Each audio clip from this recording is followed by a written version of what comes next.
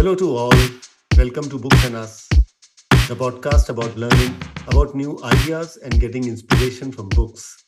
I'm Ranjit Monga, and as you know, every week I take up books in the non-fiction category, from which we can get a wealth of knowledge and information. The interviews conducted on this podcast are also available on the news website www.globalbihari.com.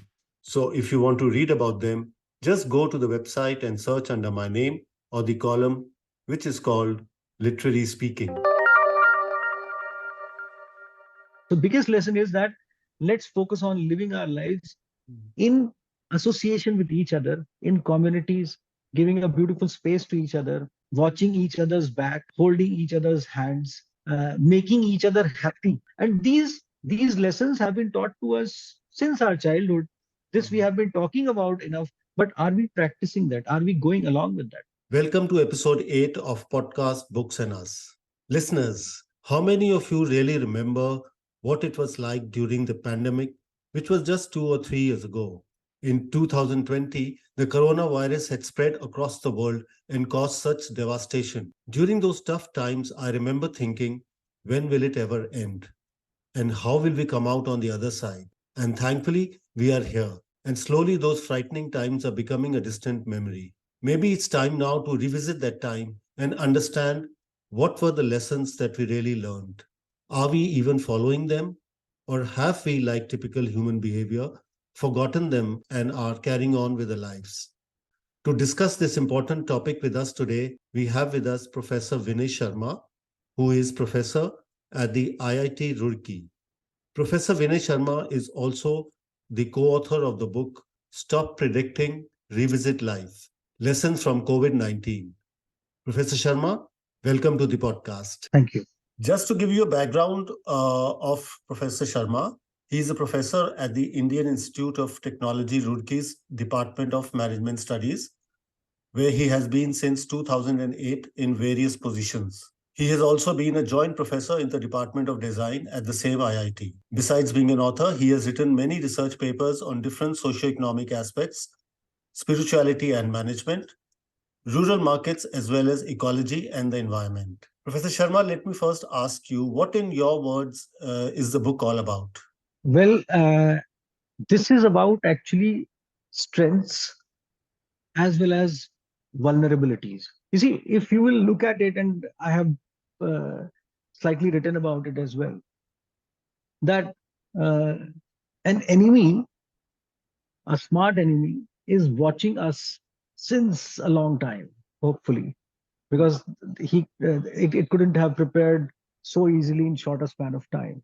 And this virus, an enemy, was watching us, and it watched all our vulnerabilities, how we have entered into an a never ending race of growth, which is good, but then it was watching us, how we are entangled into the situation, what we have done to our society, communities, what we have done to our structures, what kind of pollution situation we are passing through. And this is all man-made. So this was watching us. And it actually hit our vulnerabilities. So it froze us. We were frightened.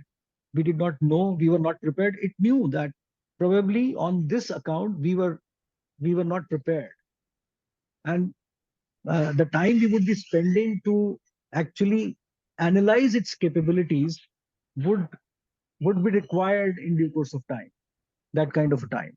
Mhm. So everything was sort of, when I look at it with the perspective of someone who was imagining this situation, then I realized that this person was calculating time also. And then I'm Mhm. just giving it a human structure, although it's a virus, but still, Mhm. just to imagine that it Mhm.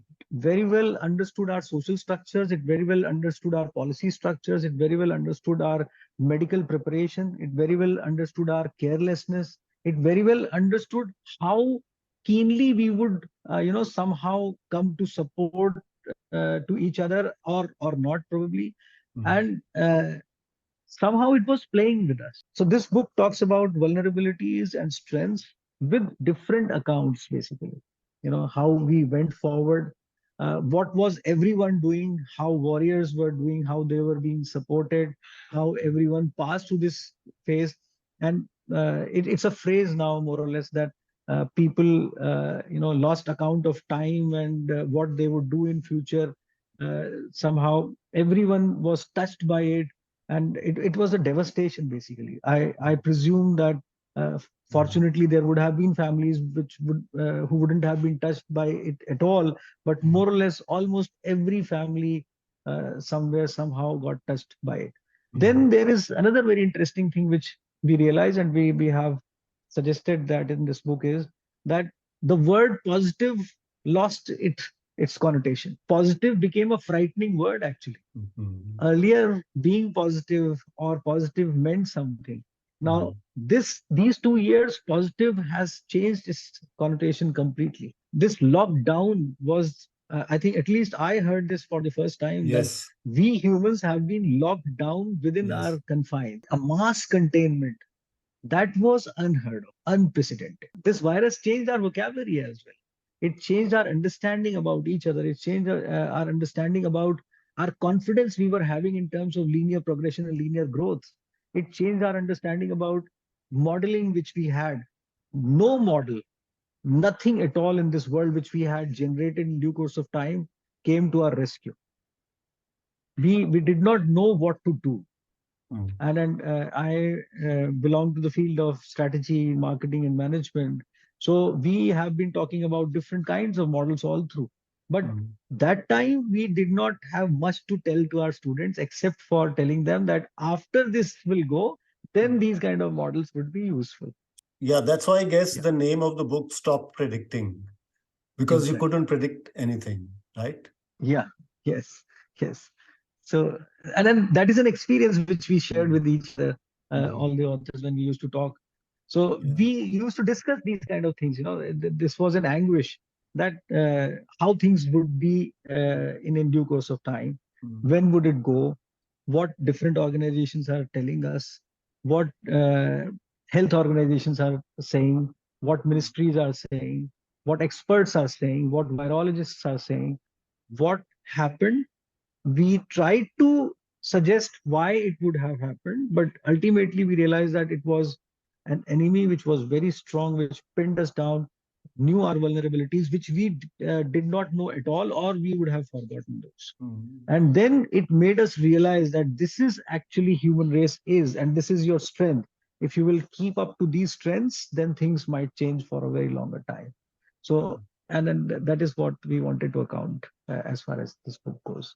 Okay, the book itself is written by three other authors: Himanshu, Shekhar, Mishra, senior editor with NDTV; Dr. Rabindranath Bhattacharya, professor of political science, University of Burdwan; and Sanjeev Kumar Mahajan, professor of public administration at Himachal Pradesh University, Shimla. The book has several perspectives, right?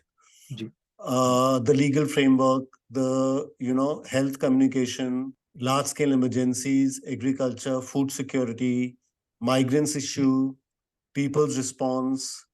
So, what do you think were the lessons, or would you rather look at the larger lessons about life? We belong to different fields, and we have different areas of interest, and definitely we were putting that angle with a common chord, and we wanted to put a picture in front of the readers with reference to those understandings which we have been dwelling upon. Okay. And while suggesting that, we wanted to identify strengths and vulnerabilities with those within those areas of expertise.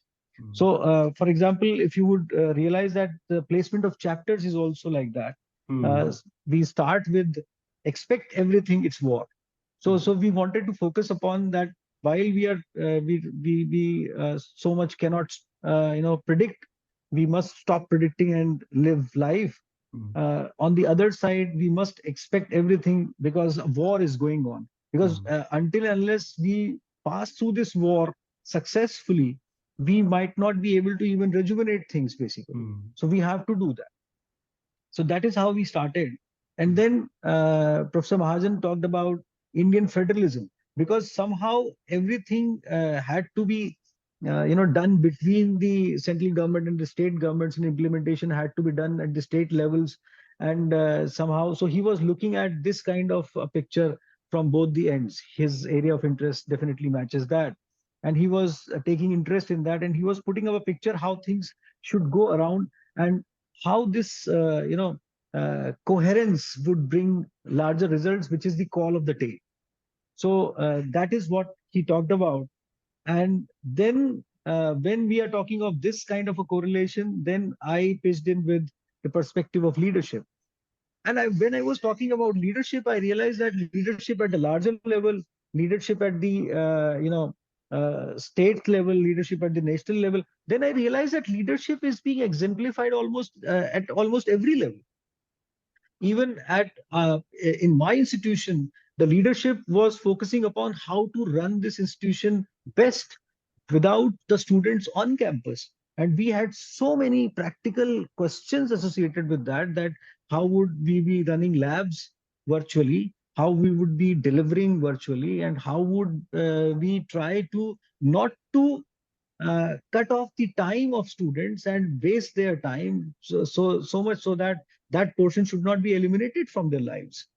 So our leadership was focused upon that, and somehow, so leadership at every level came into my view when I was thinking in terms of leadership at the health level, scientific level. People are trying to find the solution to, as far as this problem goes. Vaccines have been developed, and they were working upon that, and they had a time constraint. They were highly pressurized on that. Police leadership had to maintain law and order despite of the fact that everything was going haywire. So they had to maintain law and order also. They had to keep up the pace of whatever is going on. So this is then defense forces. They were had they had different kinds of questions. Soldiers also are vulnerable as far as virus goes. So every at very confined level, also at a very larger level, also leadership questions were there, and coherence of all the leadership spheres were also there. Then communication perspective, Himanshu ji talked about that, how communication has to be streamlined, and then he talks about communication crisis, and what should be the models of communication within people, and from the world to the people, and so on. So you see, he talks about what as a journalist he faced, how he brought things in front of the people, because the account has to be brought in front of the people, and media became a very important means of reaching to the people, by everyone, by whosoever wanted to address people on being careful, or whatever development is being done on giving them respite, and so on. So journalism played a very important role there. And but how to do that effectively? Then he talks about crematoriums, what is happening over there, because that was a devastating sight, and lack of oxygen has been referred to in his chapter effectively. And then protocols of communication, he assumed what should be the protocol of communication. Then agriculture and food security came in a very important kind of a thing, and he talks about how what happened in Spanish flu times in 1918, and what is happening now, basically what kind of a difference it makes when you have food security. And we commended that in our chapter, and Himanshu ji Hmm. specifically wrote about that. India, because it was having food security, could pass through several kinds of things on the basis of that. Otherwise, it would have been much difficult. And he quotes Mahatma Gandhi effectively there. When I was talking about leadership, I definitely talked about an ideal state, and I also referred to Mahatma Gandhi in terms of ideal state. I quoted it as Ram Rajya, Yes. wherein how ideal state can function in coherence when everyone knows and understands his duty or her duty. And you see that came to came to fore actually when we were passing through this phase. Everyone beautifully, very responsibly played their role and came up by executing their duties so well. So, what would you say were the specific lessons we need to learn from the COVID-19? Yeah, there are two, three lines which I would like to Mm-hmm. recite before I elaborate upon as far as the lessons which we have learned in due course of time. and I wrote these, few lines. So when we started focusing upon why we are saying stop predicting, so we realized that time actually gives us several lessons. It never waits for us to absorb those lessons. It is our duty to focus upon that. It is our duty to think about those. So few lines came to my mind is कि मेरे वक्त को वक्त मिले ही मिले मेरे लिए, ये हमारी कोई मंजूरी तो नहीं, वक्त से वक्त को चुराकर थोड़ा सा मैं जी लूंगा, ये हो सकता है, वक्त मुझे उस चोरी की सजा ना दे, ये जरूरी तो नहीं, एक दफा मैं उसकी परवाह ना करके भी देखूं कि वक्त मुझसे थोड़ा वक्त तो मांगे, उसके आगे निकलकर लौट के आऊंगा जरूर, मगर ये मेरी मजबूरी तो नहीं. So somehow, there are several aspects to it. And then I realized after a few days that I should have been talking to so many people. I have been saying so many things which I did not say. And then, what to say, what not to say. And then few lines came to my mind. And then you see, these are the dilemmas which all of us were passing through in due course of time. When I heard of, that my mother is failing her health. It was 10 months I couldn't see her. So I one fine morning I was taking online class, and I just started. I went off and drove alone to Lucknow from this place, and drove continuously for 10 hours without breaking the journey anywhere, because I never wanted to board off the vehicle anywhere. And straight away reached to her, and then I was wearing a mask, and then she said, "Can you put off this mask?" I said, "COVID is all over there, bully. It doesn't matter. I just wanted to see you." So those kind of experiences then made me write कि कहूँ कि ना कहूँ सवाल ही गलत है, क्या कहूँ क्यों कहूँ मलाल ही गलत है, वक्त ठहरता थोड़ा सा तो मैं भी इंतजार कर लेता, वो गुजर जाएगा और मैं रहूंगा यही, ये ख्याल ही गलत है. As far as the biggest lesson is that we must live our lives. And somehow, this came to my mind is खुशी से खुशी को मांग कर तो देखो, बड़ी खुशियां हैं हर खुशी के पास, ये छोटी छोटी सी दीवारें गुरूर और वहम की लांग कर तो देखो, बड़ी जिंदगी है उधर जिंदगी के पास. Life at that time taught us these things to get over these Exactly. petty things. Yes. Exactly. The biggest lesson is that somehow, if you will, me and you, both of us, we start wondering on that how did we spend last 15, 20 years of our lives, we would have so much to say about as far as, professional understanding, as well as these several kinds of experiences, and how many people we met, and several kinds of achievements which, people make. But then living life, if someone talks about, how did you live your life, then what would we say? How we would summarize? And that question is very perplexing. So that is why, we have been predicting, we have been focusing upon models, we have been following those models, we have been growing, and it's a very good, brilliant growth story, and we are also part of that story. But have we lived our life? And this brought us to abrupt stop. We stopped predicting, and then we started thinking in terms of living our lives. So biggest lesson is that let's focus on living our lives in association with each other, in communities, giving a beautiful space to each other, uh, watching each other's back, holding each other's hands, making each other happy. You see, that is a very big deal. And a saint told me once, I said that you spend so many years in Himalayas, away from your home. How could you do that? So he said, Ki, I had few other, fellow saints who were staying nearby in different smaller huts. He said we used to make each other laugh at least 10, 15 minutes a day, and that was enough. So I suddenly realized that, are we doing that? Are we making each other laugh even for 10 minutes in whole of the day? We meet so many people. Are we making them laugh, making them happy about anything, basically complimenting them? And these lessons have been taught to us since our childhood. This we have been talking about enough, but are we practicing that? Are we going along with that? So this is the larger lesson. And then there are several lessons which we learned around. And as I was saying that those are through the different domains which we were representing. So, Professor Mahajan talks about in chapter 8, unpredictable lives and livelihood perspective. So, how we can assure a sustainable livelihood for everyone. It's not that there should be a linear growth in every sphere, but a comfortable, sustainable livelihood with the perspective of people feeling free, uh, happy about whatever they are doing with a sustained kind of an output.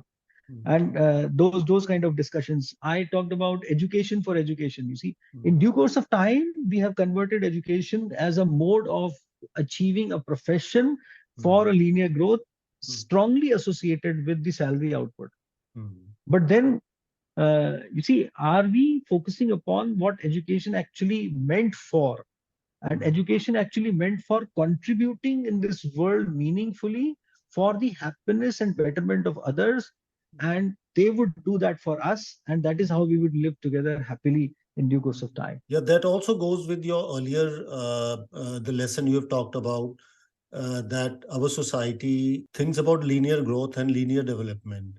That, and even Yeah. education is like that. That you have a profession, you earn a fixed salary, you become a consumer. But Yes. in the book, you have said in education also, in our profession and the larger life outlook also should be that we shouldn't be looking so linearly. Maybe we have larger goals rather than the goals which we have been used to. Exactly. Exactly.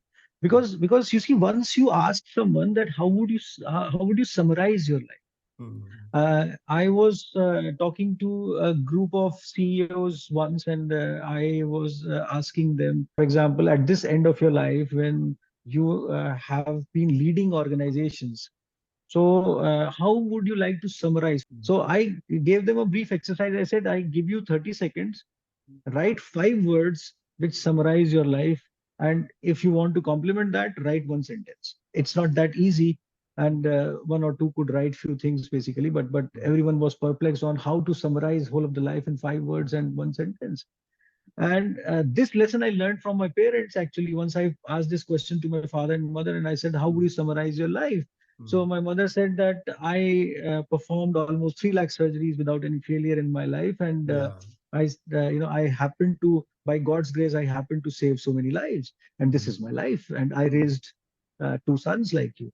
And then my father, I said, how would you try to summarize? He said, I worked relentlessly for taking healthcare to the poor, and these many people I could touch upon in my whole of life relentlessly, regardless of what disease and what personal problems I faced. As far as he had a difficult time as far as health goes for quite some years. So he said, despite of that, I did not stop and I kept on going, and because that was my duty, I performed that. And this is how I summarize my life. So that was one sentence, 5 words. And I realized that, there are several people who can do that, but there are several people who won't be able to do that. So that is the perspective on, as far as the whole situation goes, that if you summarize that this is what I did for others, and if someone summarizes that wherein I am included as a subject, that this is what has been done for me, that makes sense. Basically, we live for each other, we have come because of each other, for each other, and will live for each other. And that is, these are the lessons which we talked about. And then we sort of took those lessons towards functional aspects also.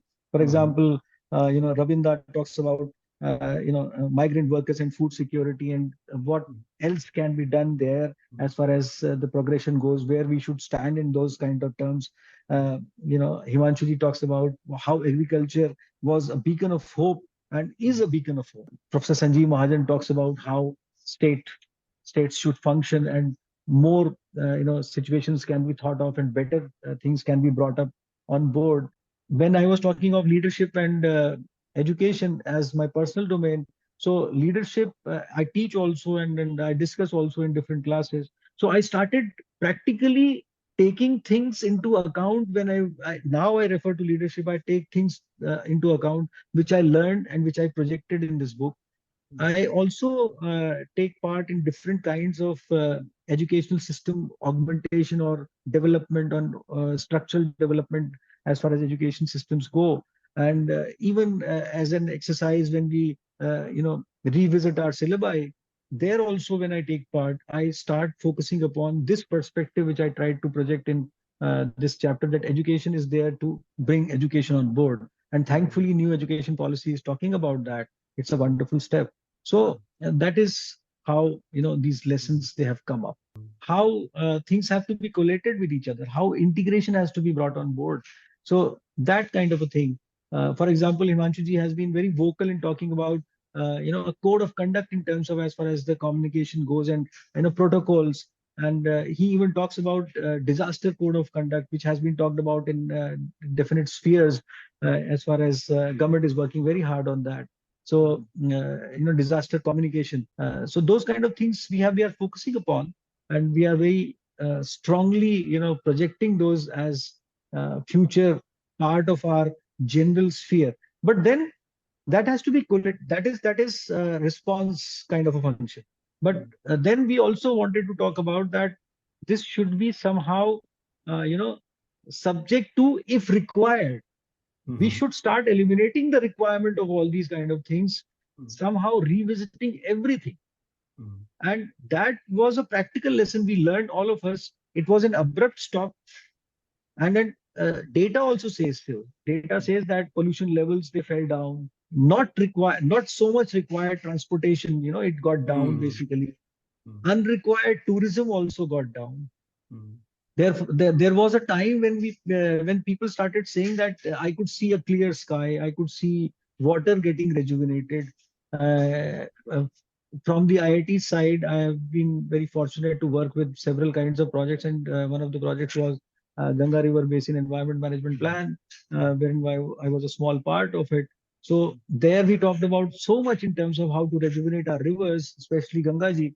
And here we are. You see, when we stopped, things started rejuvenating by themselves in due course of time.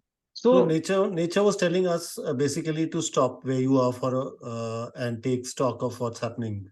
that is a brilliant lesson which we learned, that redundancies can be eliminated. Things which are not so much required can be eliminated, and that is how we should be looking at life basically. Mm. So you see, if you don't have to travel anywhere for meeting people, talking to people, why should we do that? And this is an important lesson we learned. Then somehow rationalize everything whatever we are. For example, when we talk of pollution, what are we doing about pollution? So we talk about it, but then Mm. are we adopting that in terms of our regular Mhm. habit somehow? And we are motivating others to do that. And if and then the most important thing is people realize that what an individual can do, but it is not a matter of individual. If everyone starts doing it together, and that is the biggest lesson which COVID-19 told us, that if you all together do something, that would be extremely effective. So don't Mhm. go in a sequence, don't go one by one, don't go as per requirement, don't go as per privilege. Mhm. Go all together at once for things. And that is precisely what we have learned Mhm. uh, as far as this situation goes. So, sir, it's been 2 years now since the pandemic. So, do you see any evidence that people have learned these lessons? Are we following those lessons? I would not say that we are not following that, because the most important thing which I realized when I talked to people who were unfortunately, uh, who unfortunately got deeply affected by this virus, whose families suffered. They suffered in economic fronts, health fronts, and they lost their loved ones. Those people, they have deep scars, and Mm. they are definitely trying to rejuvenate their lives, while somehow looking at things with a very rational kind of perspective, because they lost so much. Mm. And because all of us were somehow touched to a degree, Mm. so the degree of that sensitivity somehow is differentiated. Mm. And some of us, because we were talking about that everything when gets rejuvenated, then we will do this, we will do that. So we started focusing upon that kind of a sphere which we were waiting for. Mm. So, for example, people started talking that tourism flared because everyone wanted to get out somehow. Yeah, But revenge tourism, it was called. revenge tourism. But Mm. but then I realized that no, it shouldn't have been the narrative. We have to change the narrative. That if I am affected to a certain degree and someone else is affected to a greater degree, I should be sensitive to both the degrees equally.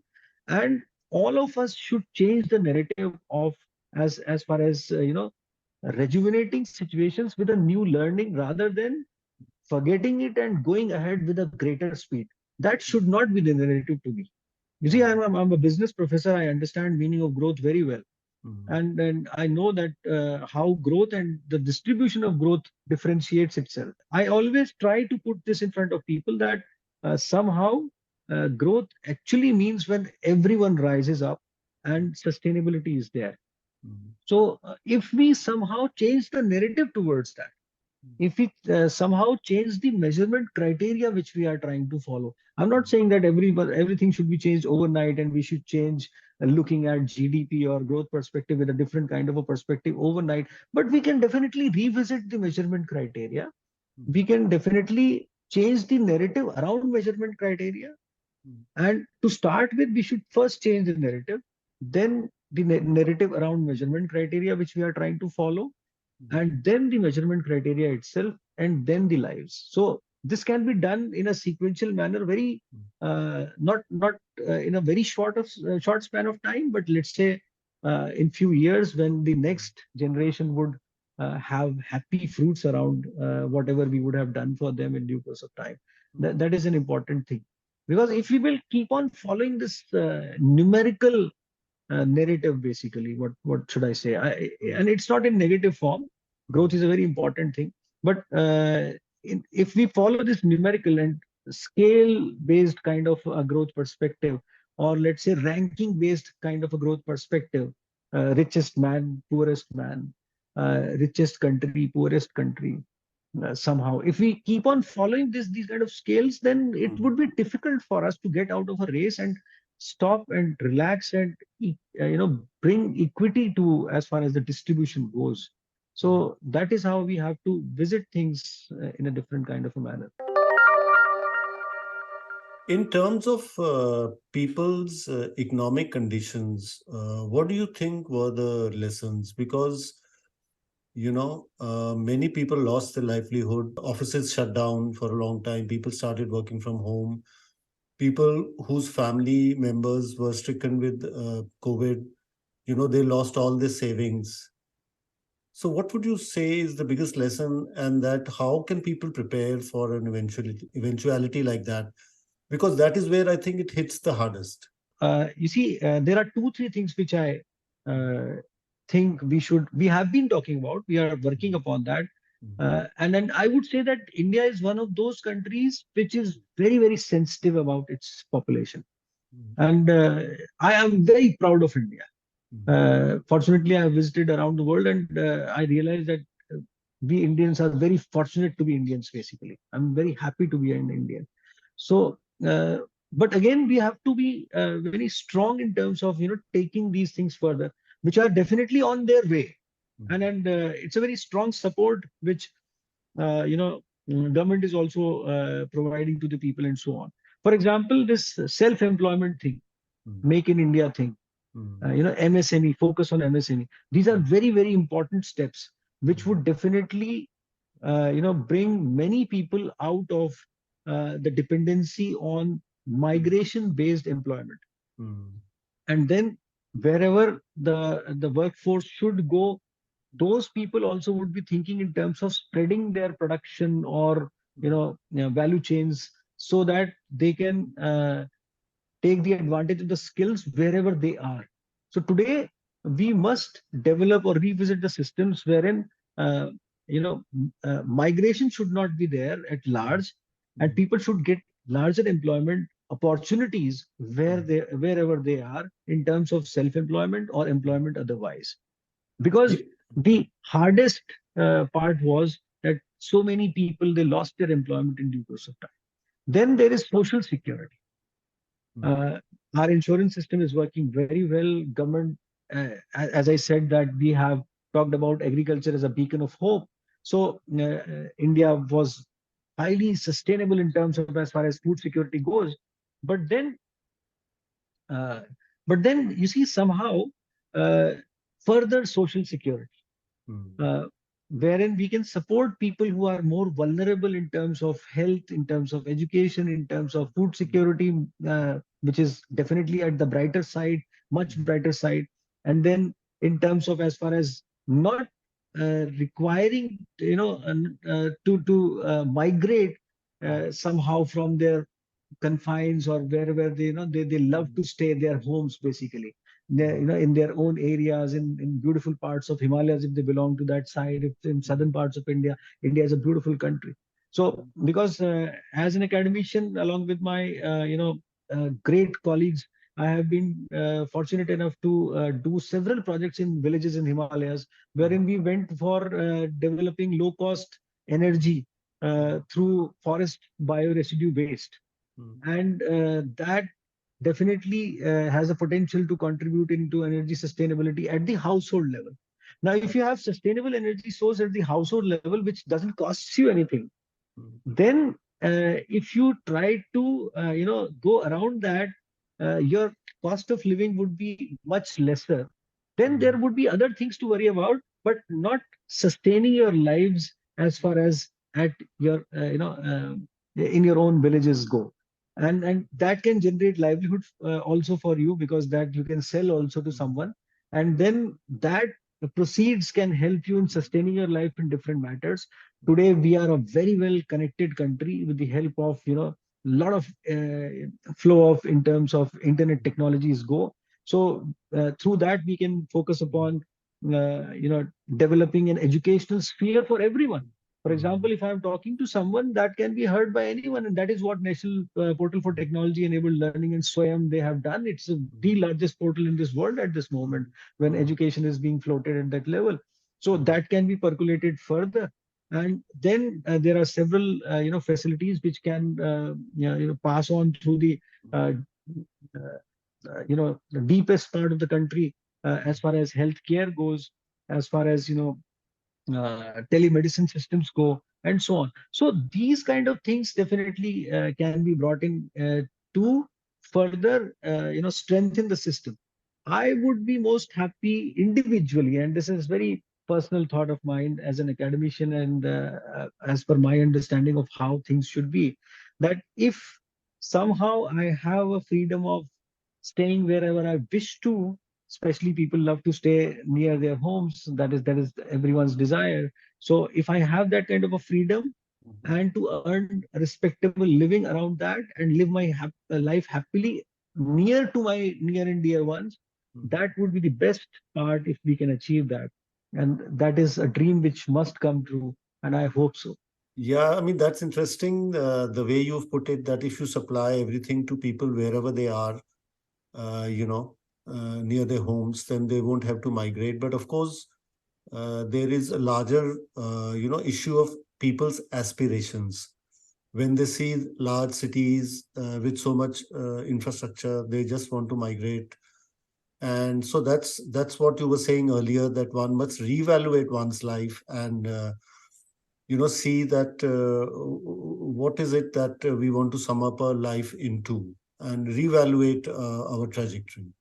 Exactly. And Mm. then that somehow can be done if we try to project an overall experience in front of people. You see, it's such a important kind of a research which has been conducted by several psychologists and economists around the world. And I quote Daniel Kahneman here, who has written a specific chapter on his on this subject in his book Thinking Fast and Slow, wherein he talks about that humans, they remember peaks of pain and pleasure, and then they create memories around those memories. But actually life is not just the peak memories. Life is the totality of experiences we have had.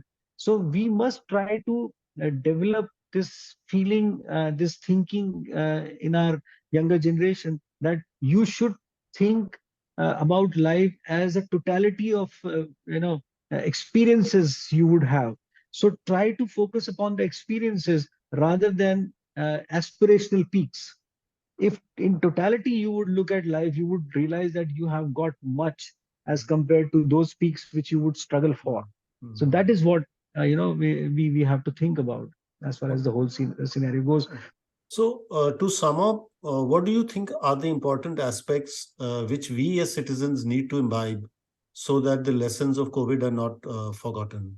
There are very important things, and this is a very important question. And we should celebrate our warriors first of all, at regular intervals.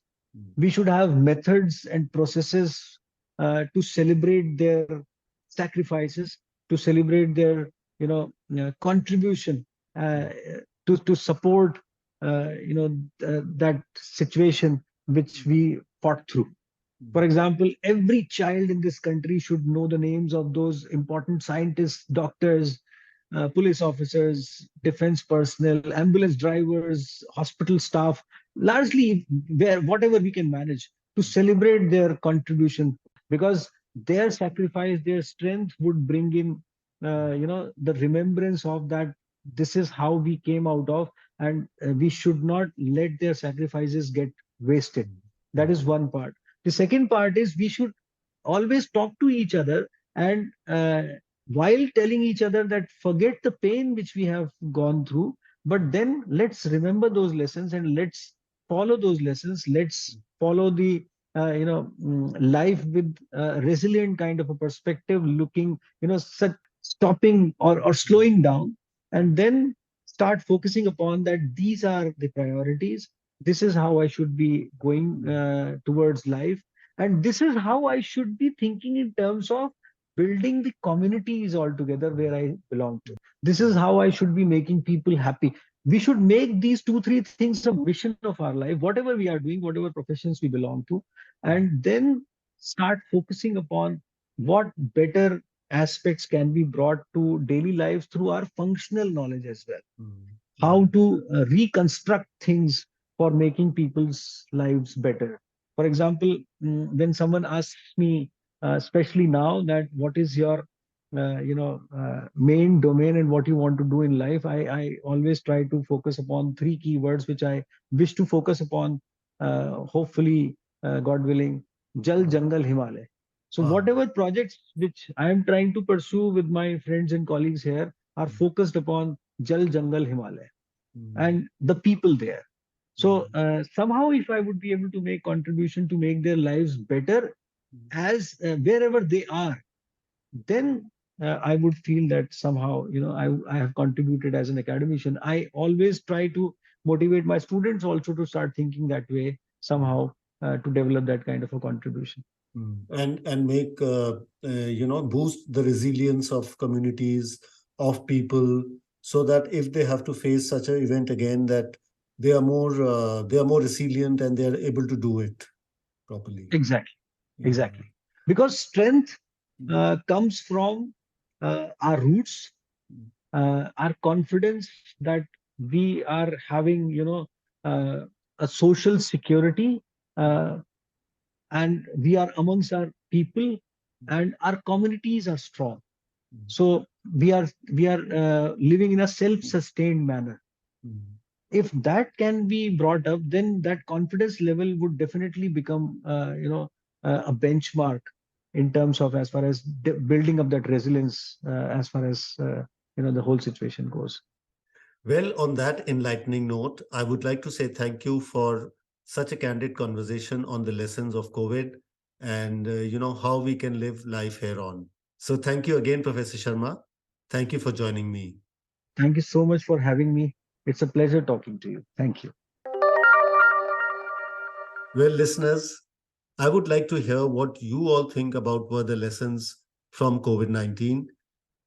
What all you learned from the COVID-19 experience, and how would you like to live from here on, so that if we ever face that situation again, we would be better prepared. And if you have any author in mind you would like to put me in touch with, please write to me at podcast@raymondproductions.org. That is